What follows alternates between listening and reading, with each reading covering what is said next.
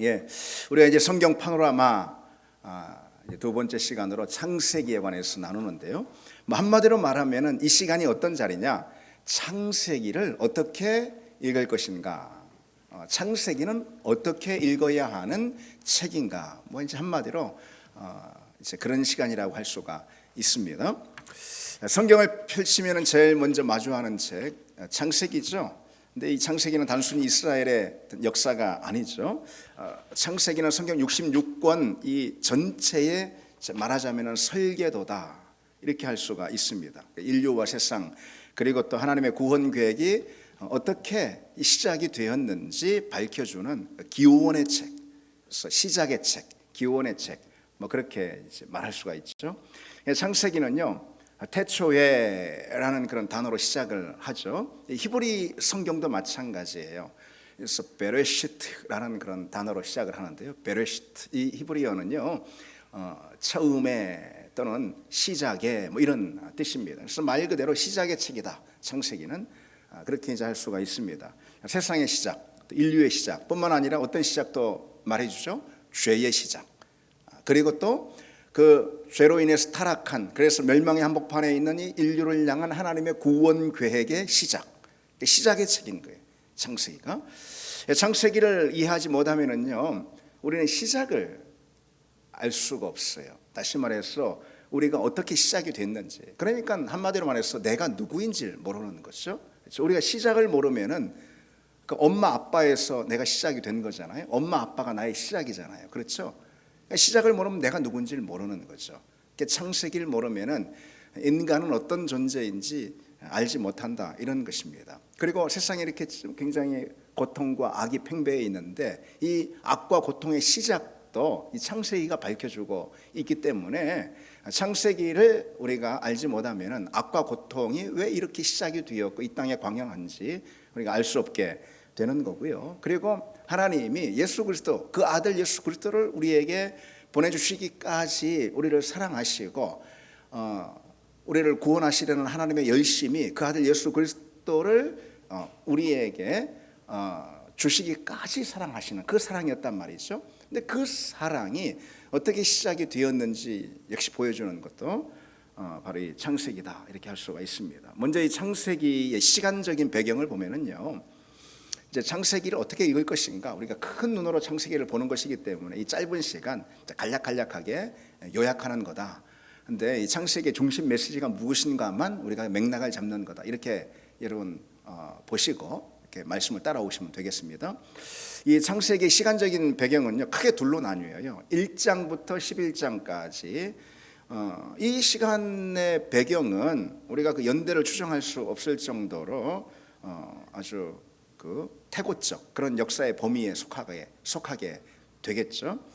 그리고 12장부터 50장까지는 이제 족장의 시대라고 그렇게 불리죠. 아브라함부터 이어지는 족장. 그래서 이 시기는 역사적으로 보면은 한 주전 19세기 전후다 이렇게 말할 수가 있어요. 지금부터 한 4,000년 전쯤 뭐 이렇게 이제 볼 수가 있습니다. 그것이 바로 이 시간적인 이제 배경이고 창세기에, 그리고 창세기의 지리적인 배경은 크게 셋으로 나눌 수가 있어요. 한 1장부터 11장까지는 메소포타미아, 뭐 지금으로 보자면 이라크 지역이죠. 메소포타미아 지역. 그리고 12장부터 36장까지는 가나안 지역입니다. 12장부터 36장까지가 아브라함, 이삭, 야곱이죠. 그 역사죠. 여기 이 공간적 배경은 바로 가나안, 지금 팔레스타인 지역이죠. 그리고 37장부터 50장은 누구의 이야기입니까? 요셉의 이야기니까 당연히 그 지리적 배경이, 공간적인 배경이 이제 애굽이 되겠죠. 이 창세기는요, 크게 그 두 기둥으로 구성되어 있다라고 할 수가 있습니다. 그러니까 첫 번째 기둥은 1장에서 11장까지 그걸 원역사라고 말해요. 원역사. 그리고 12장에서 50장까지 그건 당연히 족장 역사라고 말하는 거죠. 족장사, 원역사, 그리고 족장 역사, 이렇게 이제 두 기둥으로 창세기가 이렇게 구성이 되어 있습니다. 근데 창세기의 내용을 한눈으로 꿰뚫어 보려면요, 당연히 그 두 기둥을 봐야 하는 것이고, 그 두 기둥 가운데 각각 담겨 있는 네 가지 사건과 내 인물을 봐야 합니다. 창세기는 크게 한눈으로 보려면요, 1장에서 11장까지 원역사라는 한 기둥, 12장에서 50장까지 족장 역사라는 한 기둥, 이 두 기둥인데, 이 원역사에는 내 사건이 담겨 있고요, 이 족장 역사에는 내 인물이 담겨 있어요. 그러면 이제 창세기 그 긴 50장까지의 이 창세기의 이야기가 한눈에 들어올 수가 있는 거죠. 먼저 이 원역사라는 기둥을 보면은요, 뭐 당연히 이제 온 인류와 우주 전체의 창조부터 시작이 되는 거죠. 그래서 이 거시적인 관점이라 할 수가 있어요. 온 인류를 향한 거시적인 관점, 심지어 우주 만물을 향한 거시적인 관점, 창세기의 이 시선이 이 거시적인 시선이다, 이런 거죠. 이 시기는 뭐 당연히 연대를 측정할 수가 없는 거죠. 이 태고적 역사부터 시작이 되는 거니까요. 근데 여기서 중요한 이 1장에서 11장이라는 이 첫 번째 기둥에서 다루는 중요한 사건은 네 가지라고 제가 말씀을 드렸잖아요. 첫 번째로 다 아시는 거예요. 창조. 그 다음에 뭘까요? 타락. 창세기 3장에. 그 다음에요, 1장에서 11장까지 주된 사건 뭐가 나오죠? 홍수 심판. 타락이 있으니까 심판이 있는 거예요. 홍수 심판. 그 다음에 이 인류에게 답이 없음을 보여주는 그런 대목이 나오는데 바로 바벨탑 사건입니다. 창조, 타락, 홍수 심판, 바벨탑 사건. 하나님의 심판이 임했음에도 불구하고 인간에게는 답이 없음을 보여주는 것. 그래서 11장이 이제 뭘로 끝나는 거죠? 바벨탑 사건으로 이제 끝나는 것입니다. 그걸 이제 간단히 또 조금 더 들여다보면은요, 첫 번째 사건, 첫 번째 기둥, 원역사라는 그 기둥에서 있을 첫 번째 사건은 뭐라고요? 창조 사건. 당연히 그렇죠. 하나님께서 무에서 유를 창조하셨다. 이것이 이제 핵심 메시지가 될 거예요. 모든 우상의 종교를 보면은요, 뭔가 어떤 재료였음을 만드는 것을 볼 수가 있습니다. 그리고 두 거대한 어떤 세력의 어떤 다툼과 갈등, 대립에서 이 땅이 생겼다, 그런 식으로 이제 말하기도 하고요. 다 그건 이제 우상의 종교가 말하는 그런 창조 기사라고 할 수가 있고요. 성경에서 우리에게 보여주는 창조 기사의 아주 유일성은 뭐냐면은 하나님이 무에서 말씀으로 모든 것을 빚으셨다. 하나님이 말씀으로 모든 것을 창조하셨다. 그래서 하나님의 말씀에는 창조의 권세가 담겨 있습니다.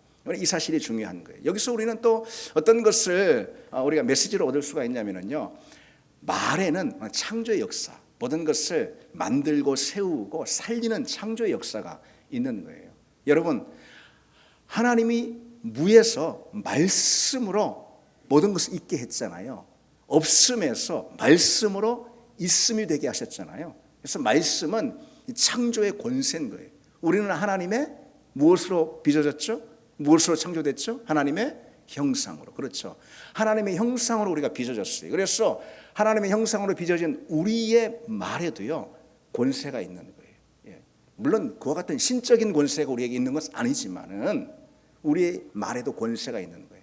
모든 것을 세우고 빚어내고 만들고 살리는 그런 권세가 있다. 우리는 말의 권세로 살아가는 사람들이에요. 복음도 의미 뭐예요?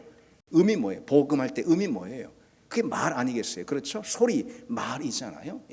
굿뉴스라고 영어로 이렇게 말하는데 그 굿뉴스는 말로 들리는 거예요.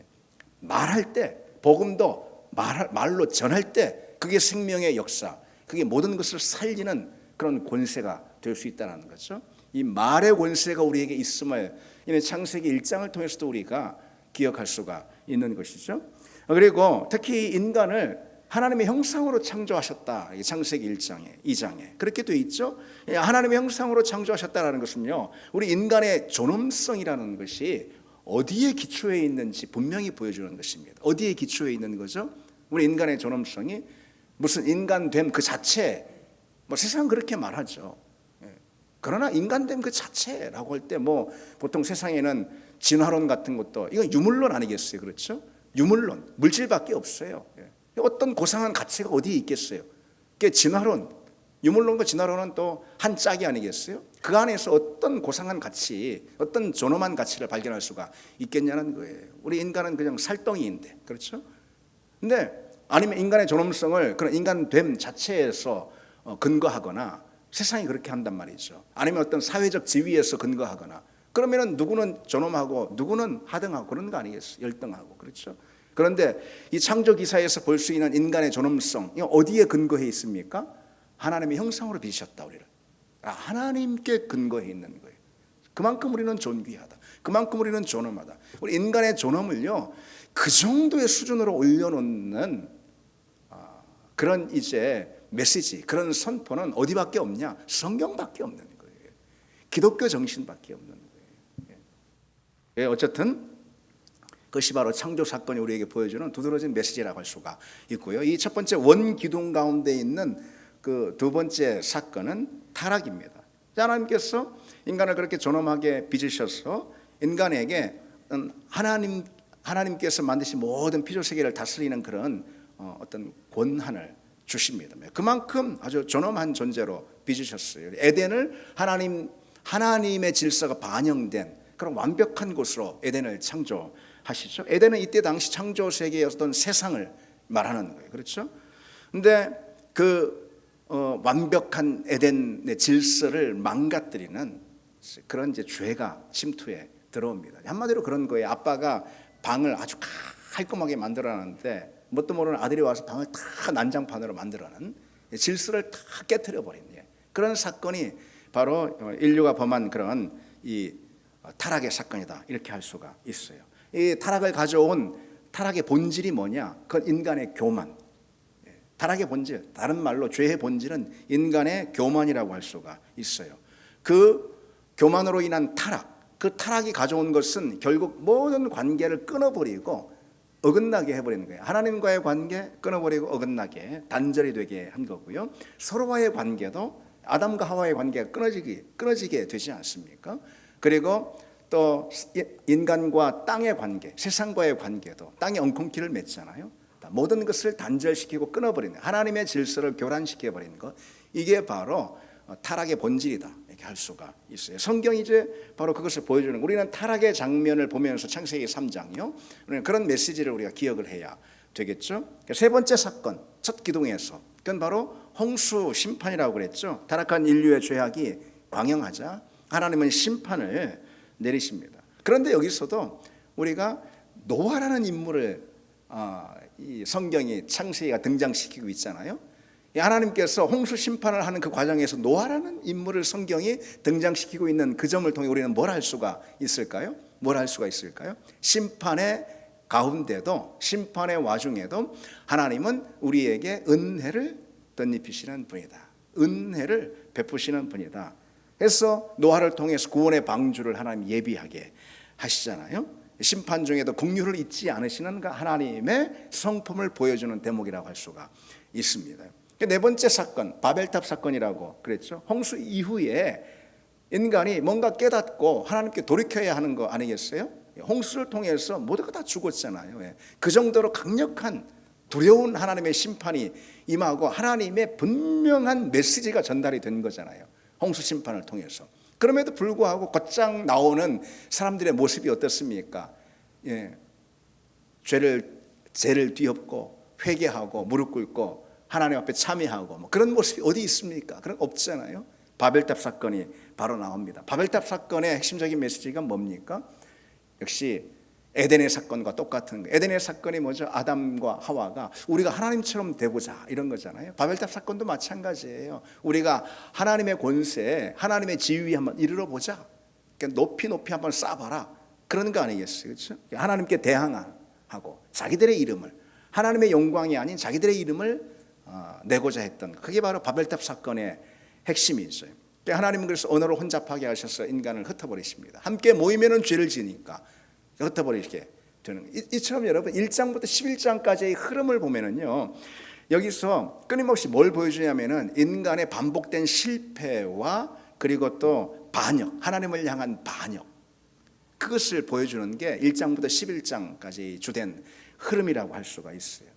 근데 이 절망적인 상황이라고 해서 인간에겐 답이 없다, 이걸 보여주는 거예요. 한마디로 말해서 우리는 창세기 1장에서 저 11장까지 읽으면서 여러 메시지가 있을 수 있지만은 성경이 우리에게 1장에서 11장까지 보여주는 주된 메시지가 뭐라는 거죠? 우리는 무엇을 기억하면서 그 대목을 읽어야 한다는 거죠. 인간에게는 답이 없다, 길이 없다. 그 점을 성경이 우리에게 계속 주지시켜주고 있는 거예요. 그 절망적인 상황, 이것은 하나님의 구체적인 개입을 통해서만, 구원의 개입이죠. 해결될 수가 있고 답을 찾을 수가 있는 거예요. 그래서 하나님이 우리에게 구체적으로 개입을 하시는데 그 첫 번째 걸음이 뭐죠? 바로 12장 딱 들어가면 뭐가 나오죠? 아브라함이 나오죠. 아브라함을 부르시는, 그게 바로 이제 필연적인 배경이 되는 거예요. 1장에서 11장까지는 아브라함을 하나님이 부르시게 되는 필연적인 배경이 된다, 이렇게 말할 수가 있습니다. 창세기 12장에 이르려면은요, 카메라의 렌즈로 이렇게 한번 표현해 본다면, 카메라의 렌즈가 전 인류라는 그런 어떤 광각 렌즈라고 할 수 있을 거예요. 1장에서 11장까지는 광각 렌즈로 비췄어요. 하나님이 온 땅을 창조하시고, 그리고 또 11장에 보이는 온 인류가 얼마나 타락하는지, 이게 광각 렌즈였단 말이죠. 그런데 아브라함이라는 한 사람에게 아주 갑자기 클로즈업이 되는 장면이 바로 창세기 12장이라고 할 수가 있습니다. 그러니까 한 사람을 부르심으로 그 사람을 통해서 온 세상, 온 인류 가운데 하나님의 복이 흘러가게 하리라. 여기서 이 복은 다른 것이 아니고 구원의 복인 거예요. 그 구원을 가져오는 분이 누구죠? 하나님께서 예비하신 메시아신 예수 그리스도를 말하는 거죠. 그 예수 그리스도라는 구원의 복이 흐르게 하겠다라는 하나님의 그 계획의 예비가 뭘까요? 하나님의 그 계획의 준비가 뭘까요? 바로 아브라함을 부르시는 그런 장면이죠. 우리는 창세기 12장을 바로 그런 관점으로 바라봐야 하는 거죠. 그래서 하나님은 바벨탑 사건, 그전에는 홍수 사건이 있는 것이고요, 그전에는 아담 하와의 타락의 사건이 있는 것이고, 어쨌든 그 사건으로 인해서 완전히 답을 잃어버린, 무슨 답이 있어요? 스스로 답을 찾을 수가 없어요. 스스로 구원에 이를 수가 없어요. 스스로 그 생명을 유지할 수가 없어요. 바로 그런 사람들에게 구원이라는 새로운 소망을 주시기 위한 하나의 그 빛을 열으셨다, 이렇게 볼 수 있어요. 그것이 바로 아브라함을 부르신 그런 하나님의 선택이라고 할 수가 있습니다. 여기서 이제 우리는 이 족장의 역사가 12장부터 열리는 이 대목으로 들어가게 되는 거죠. 여러분, 창세기의 두 기둥 중에 두 번째 기둥이 이 족장 역사라고 그랬잖아요. 족장사. 창세기 12장에서 50장인데 이 족장사 가운데 두드러지게 이렇게 등장하는 네 인물이 누구죠? 바로 아브라함, 그리고 이삭, 야곱, 그리고 요셉. 보통 이제 아브라함, 이삭, 야곱, 이렇게 하나님 이름을 말할 때도 아브라함과 이삭과 야곱의 하나님 이렇게 말하잖아요. 그래서 야곱을 통해서 12지파가 나왔기 때문에 족장하면 보통 3대 족장으로 아브라함, 이삭, 야곱을 말하는데, 창세기 전체를 보자면은 요셉을 우리가 이 족장 역사 가운데 넣지 않을 수가 없는 거죠. 무려 그리고 요셉은 제일 많아요. 37장에서 50장, 이 네 족장 가운데 제일 많은 분량을 차지하기도 합니다. 자, 그러면은 여기서 이 네 명의 주요 인물인 아브라함, 이삭, 야곱, 또 요셉을 우리가 창세기 후반부에서 만나게 되는데요. 이들의 이야기는 단순히 어떤 위인전, 이들이 얼마나 하나님 앞에 은혜를 입었는지, 하나님 또 그 하나님께 부름을 받아서 얼마나 대단한 일들을 행했는지, 그런 이제 이들의 어떤 믿음의 대단한 성취를 이뤘는지, 그런 이제 이들의 위인전이 아니라는 거예요. 하나님께서 어떻게 당신의 언약을 신실하게 지켜 나가느냐, 그것을 보여주는데, 이 언약이, 놀라셨습니까? 별 뜻이 없어요. 이 언약이 언제 제일 처음 주어질까요? 오늘 말씀. 하나님이 우리에게 주신 최초의 언약, 또 최초의 복음에서 원시 복음이라 이렇게 말하는데 바로 오늘 말씀인데, 이따 그것은 이제 살펴보도록 하겠습니다. 제가 좀 말을 빨리빨리 하고 있습니다. 근데 먼저 아브라함부터 보면 네 명의 그 족장, 이 족장들을 등장시키는 것은 하나님이 우리 인류에게 타락 직후에 주셨던 그 언약을 얼마나 신실하게 지켜나가는지 보여주시기 위한 샘플, 그게 바로 이 네 인물이라는 거예요. 그 처음 주신 언약은 창세기 3장 15절 여기에 있다라는 거예요. 자, 그 첫 인물이 아브라함이죠. 아브라함은 믿음의 조상으로 떠남과 순종, 있던 자리를 떠나는 거예요. 그렇죠? 그리고 가야 할 곳으로 순종하며 나가는 거예요. 그 순종, 떠남과 순종을 통해서 하나님의 복이 유통되도록 하는 그런 통로가 됐던 거죠. 갈대아 우르에서 가나안으로 이동하지 않습니까? 그것은 단순히 이주가 아니에요. 이주가 아니고 이것은 무엇이냐? 세속적 가치관이 깊이 있는 그 자리에서 뽑아내 가지고 갈대아 우르라는 세속적 가치라는 그 자리에서 뽑아내가지고 하나님 중심의 삶, 이 삶의 자리로 이식하는 것입니다. 그러니까 단순히 저 메소포타미아 갈대아 우르에서 저 이사를 아주 먼 이사를 했다, 그런 뜻이 아니라는 거죠. 세속적 가치관에서 하나님 중심의 삶으로 그 삶 자체가 완전히 전환된 것을 말하는 거예요. 그게 바로 믿음이죠. 여러분, 믿음이 뭡니까? 믿음이 뭐예요? 이제 내가 예수를 나의 구주로 받아들입니다, 아멘, 나는 이제 천국 간다, 이런 게 아니잖아요. 이 믿음이 뭡니까? 전에는 교회 안 댕겼다, 이제는 교회 댕긴다, 이게 믿음입니까? 그게 믿음이 아니고요. 믿음이 뭐냐? 아브라함을 보면 알 수가 있어요. 분명히 성경은 이 아브라함의 부르심의 과정을 통해서 우리에게 믿음이 무엇인지 분명히 보여주고 있다는 거죠. 무엇이죠? 믿음이라는 것은 세속적 가치, 세속적 그 자리에서, 세상의 정신에서 이제 하나님 중심의 삶으로, 성경적인 정신, 성경적 가치의 삶으로 전환된 것, 그게 바로 믿음이라는 거예요. 믿음은 가치관의 전환인 거예요. 자, 여기서 또 많은 말씀을 우리가 나누고 싶지만 이 시간은 그런 시간이 아니니까, 그 다음에 두 번째 인물이 어떤 인물이죠? 이삭은 모리아산에서 자신을 제물로 드리는 그런 결단을 하지 않습니까? 순종의 결단, 죽기까지 순종하는 순종의 결단, 죽기까지 순종하는 순종의 결단. 여러분, 성경에서 이 이삭보다도 더 분명하게 우리에게 떠오르는 인물이 누굽니까? 당연히 예수 그리스도죠.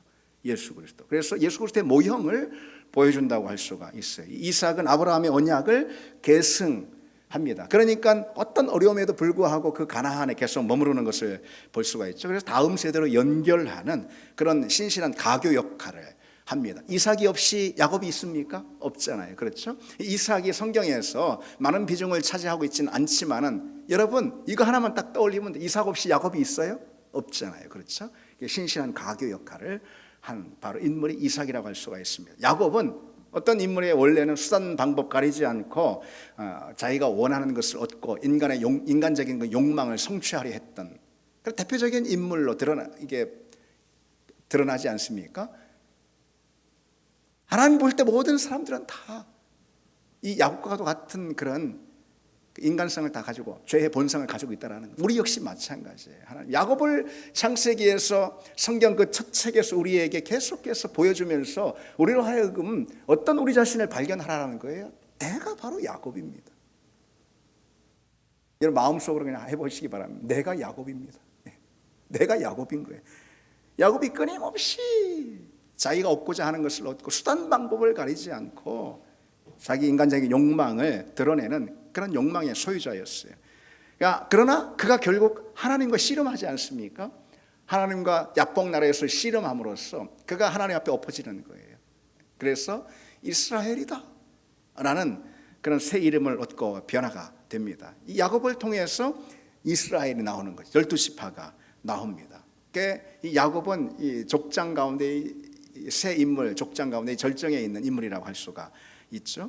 어쨌든 이 야곱을 통해 성경이 보여주고 있는 메시지는요, 그 인간의 성품을 빚으시는 하나님의 끈질긴 사랑을 보여주시는 거예요. 이 야곱을 통해. 야곱은 그런 인물이었는데 결국은 이스라엘이라는 새 이름을 얻게 하나님께서 하나님의 이 끈질긴 열심으로 야곱을 빚으시고 만드시는 거죠. 바로 우리도 그렇게 한다. 계속해서 세상을 향해서 나아가고 계속해서 자기 인간의 욕망을 성취하고자 하는 그런 죄의 본질을 가지고 있는 우리 자신 아니겠어요? 야곱처럼요. 그러나 하나님의 끊임없는 끈질긴 그 설복의 그 하나님의 사랑, 하나님의 열심이 결국은 우리를 하나님의 자녀로 빚어낼 것이다 라는 것을 보여주는 메시지가 이 야곱에게 있습니다. 요셉은 어떤 인물일까요? 요셉은 고난을 선으로 바꾸시는 하나님의 절대 주권과 섭리를 반영해 주는 그런 인물이라고 할 수가 있습니다. 요셉의 이야기는요, 하나님의 섭리가 어떻게 악을 선으로 바꾸는지 보여주는 그런 드라마다 이렇게 말할 수가 있어요. 요셉을 향해서 악이 역사하지 않습니까? 그 형들을 통해서 그렇죠. 요셉을 팔아버리고 하는, 그렇죠? 그런데 결국은 하나님이 그 악을 어떻게 선으로 바꾸시는지, 물론 그 과정 가운데 요셉이 의로운 고난을 받았지만, 그러나 결국은 하나님이 모든 악을 선으로 바꾸시는 그 놀라운 드라마, 그게 바로 요셉을 통해서 보여주죠. 그래서 요셉의 삶은 사실 모든 악을 선으로 뒤바꾸시는 그 하나님의 역사, 그 역사의 핵심 안에 놓여 있는 예수 그리스도를 보여준다라고 이렇게 말할 수가 있습니다. 이처럼 여러분 두 기둥에 대해서 우리가 정말로 간략하게 생각을 해보았는데요. 이 두 기둥으로 세워지는 창세기 이야기에서요, 모든 흐름을 관통하는 구조가 있어요. 구조가 있어요. 모든 그 흐름을 관통하는 구조. 그게 뭐냐? 제가 강단에서도 종종 강조하는 창조, 타락, 구속이라는 그런 구조예요. 창세기에서. 물론 성경 전체 66권에서요. 66권은요, 어떤 구조를 가지고 있느냐? 우리에게 보여주느냐? 창조, 타락, 구속의 구조를 우리에게 보여줍니다. 하나님 세상을 창조하셨죠. 그 정점에 인간을 두셨죠. 그러니까 인간이 하나님의 형상으로 창조됐죠. 예. 하나님의 성품을 우리 인간을 통해서 하나님께서 반영하고자 하시는 그런 하나님의 어떤 그 마음, 예.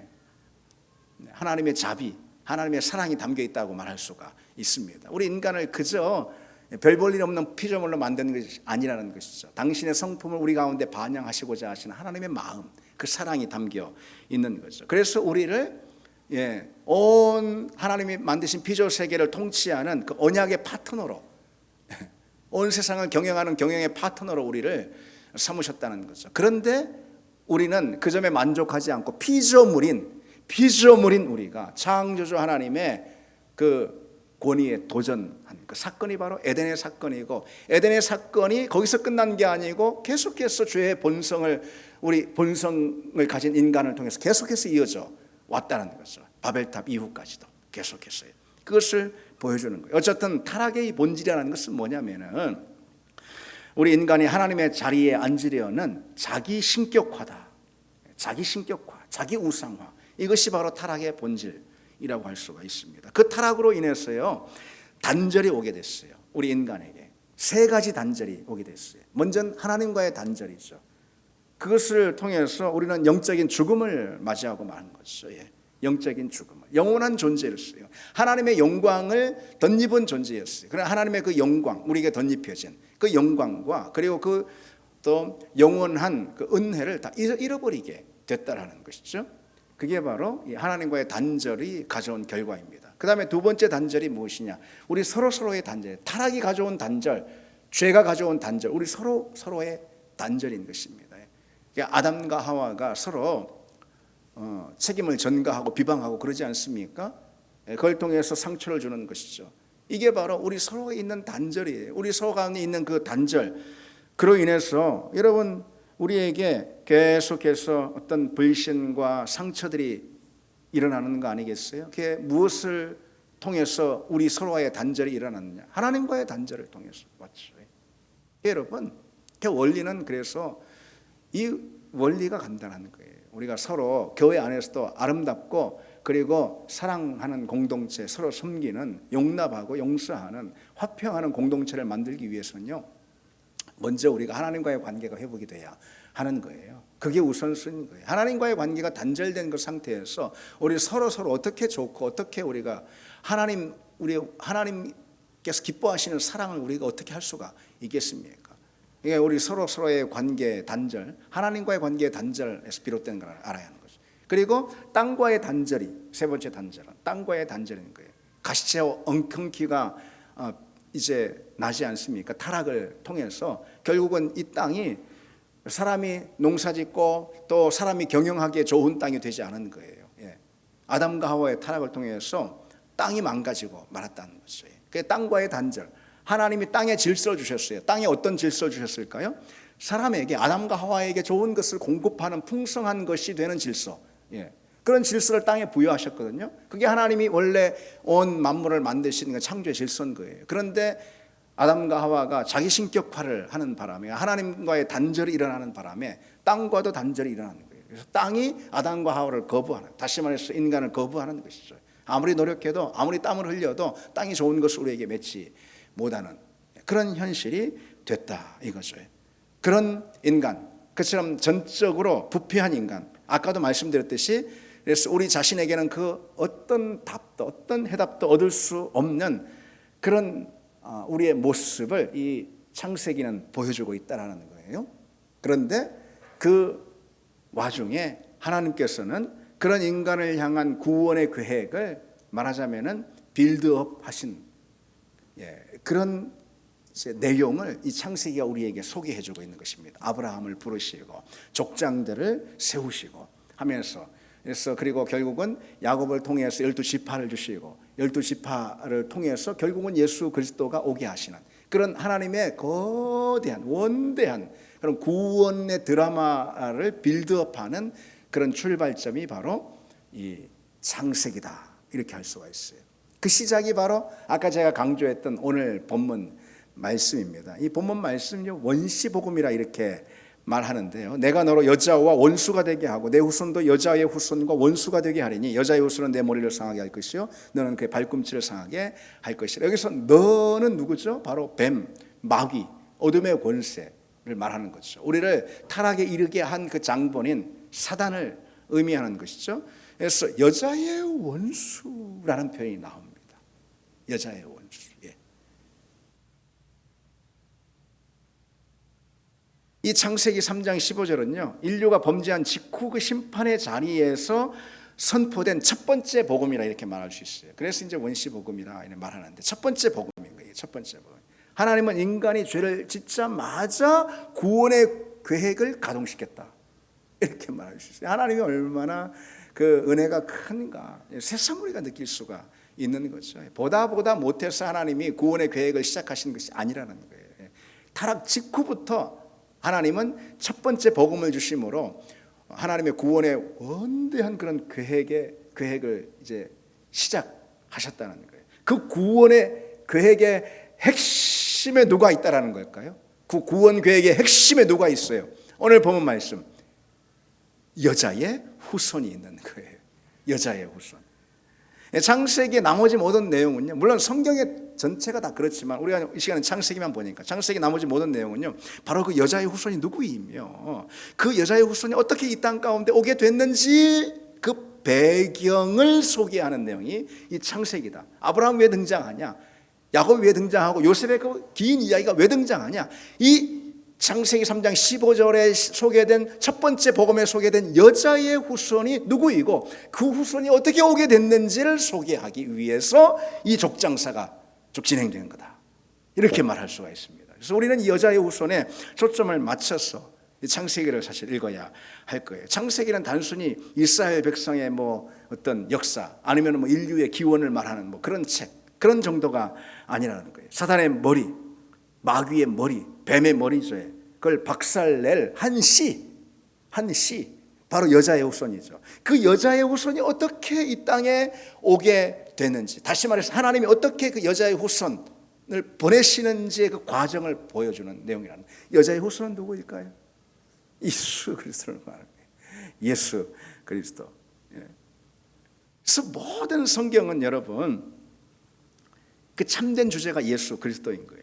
아브라함의 믿음, 창세기에 소개되는 게 아브라함의 믿음, 그렇죠? 이삭의 순종, 또 야곱의 연단, 그렇죠?